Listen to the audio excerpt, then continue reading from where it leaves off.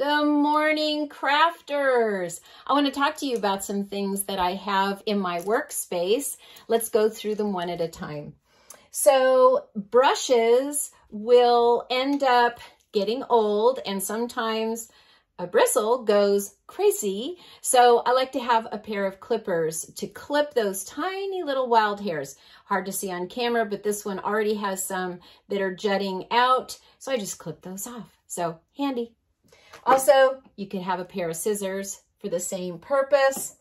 I like to keep sheets of plastic to make templates. So if I like a shape, I'll trace it and then I'll trace it onto a piece of plastic, and then I will use that as a template. I set it aside and keep it for future use. When you're painting on wood, some sandpaper is great. Sometimes the primer in your paint is going to lift some of the grain of the wood. So you want to be able to sand that out. So these are super handy. There is a restaurant supply store nearby that sells very large packs of these. So these are great little cups when you're going to be using a lot of one color. And I have a stack of them on hand. And when I'm going to mix like flesh tone, and I'll talk about mixing flesh tone in another video, I like to have these bigger cups than a little small paint tray. So when a project is done, here is a handy cheapo brush from one of the stores in the local area, the big box hardware stores. This one's been used to do white paint. We, at the conclusion of using it for white paint, we'll put it in the sink under some hot water and get it all cleaned off. This can also be used to apply sealer. I like to use a wide brush for sealer because when you use a narrow brush, for instance, this 1-inch flat, it works, but on either side of your brush, as you apply the sealer, you're going to end up with thicker lines. And so you have to work more to smooth those out. So having a large chip brush is a great idea. Okay, a little bit of chalk. Chalk can be used to mark things on the surface that you're going to paint on, like wood surface. And it's not going to show through your paint. A lot of people will like using a pencil until they know that the lead in the pencil will show through your painted piece. So the paint is going to lift the lead up, and there's a good chance you're going to see the line. The same is more true for ballpoint pens. So if you want to mark something on your painted surface that's a painted wood surface, don't use pencil and don't use a marker or a felt pen. What I use is a small brush, not one of these. I know I have one in my hand. So I will use, there it is, it was hiding. So this little angle brush, let me hold it where you can see it there against my black t-shirt. So this angle brush is great to outline your project. So for instance, if you're going to paint a snowman, you might want to use super watered down turquoise, and then you would line the snowman in a super light color, standing the brush up with just the tiniest bit of watery paint, and use that to outline your project instead of a pen or a pencil. So these are really handy. Let's see if I hold it right here. These are super handy. This has a tiny little ball tip of 2 ball tips on either end. One is a little bit larger than the other. They're used for Sculpey clay.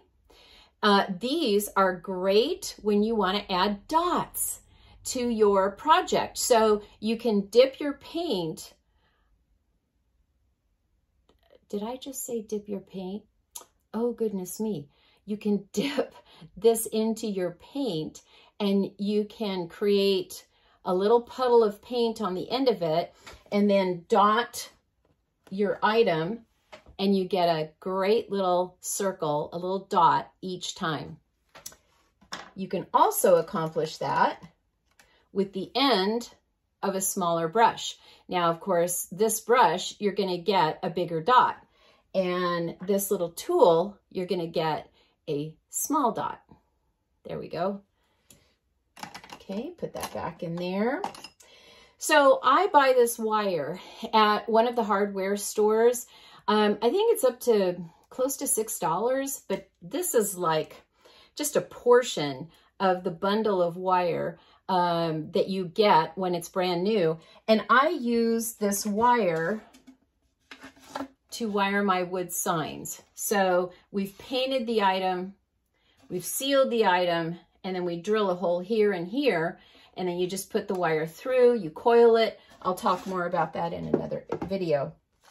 So when you're just painting, starting to paint, you can go to a dollar store, and they're all over now, and you can get little chipboard pieces. I'm going to open this one up, brand new, and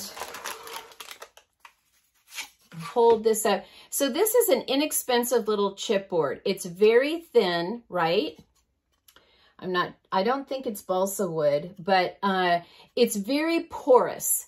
So these are great for making projects, but it's a very porous surface. So you want to prime this, and my primer is house paint. This sign was primered with house paint, not the acrylic paint. I want more body, more protective coverage on my wood pieces, and especially these inexpensive little pieces that you buy at the dollar store. You really want to get those primed well, because what will happen is because it's very porous, it's going to do different things to your paint. And we'll do that on a different video. But just for now, just remember, if you get these little pieces, make sure to prime them both sides. Because if you just prime one side, you might cause that little thin piece of wood to curl. And you don't want that. Okay, brushes. What brushes do I use? So I like to buy this set. And this set can be purchased at a big box store in the area. And I got to find out what names I can use for different retailers. So yeah, that'll come soon. Okay, so when you look for sets, you want to get one that has a wash brush that is about 3/4 or 1 inch. And that is going to be used for the larger areas on your project. And then for sure, you want to have a 1/4 inch flat and an 1/8 inch flat. Now the flats, let's see, did I have those in my hand? The flats are used in certain areas on your project. These, of course, are very well taped into the clam packaging. Okay, so these are flats, all right? So the top of the brush is cut flat, but with a taper. So I use these for small areas, but mostly I use these for lettering. And we'll talk about lettering in a different video. So then there's also these rounded brushes. Let's see if I hold it there against the white. I think you can see that. This particular set happens to have 2 sizes. These are great for painting the petals on flowers and areas that are rounded. I like angle brushes. And when I do roses, and that's another video, I use the angle brush. on Amazon, and I can post a link to that. I found this set, and it has a bunch of angle brushes in it. I'm really excited to use these because angle brushes are great when you want to do petals on roses and getting into tight areas. So many sets come with what is called a liner. Now, I want to do a separate video on liners. In my classes, we've called them the magic brush because they do awesome magic things. Now, in these sets, these two sets that I have here that I've purchased in the local area, these are called liners. Well, they are a liner, but they're still a whole lot thicker than the liners that are going to do the fun things that I add to my projects, like these little curls.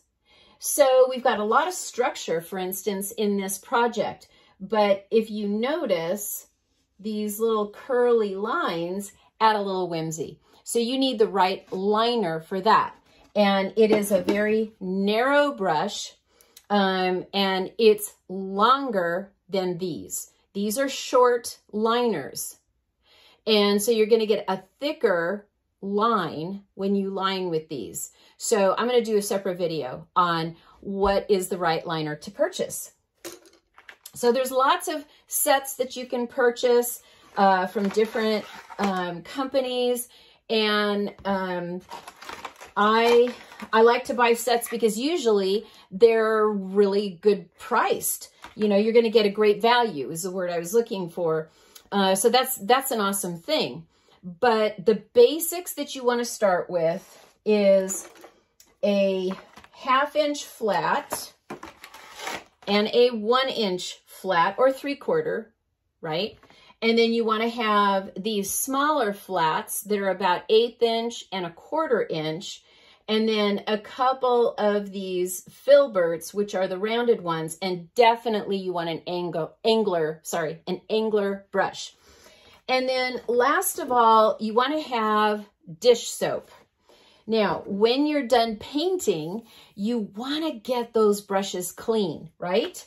Because if you leave paint down here, down at the base of these bristles where it meets the bezel, that's going to dry, and then your brush is going to, it's going to get all wonky.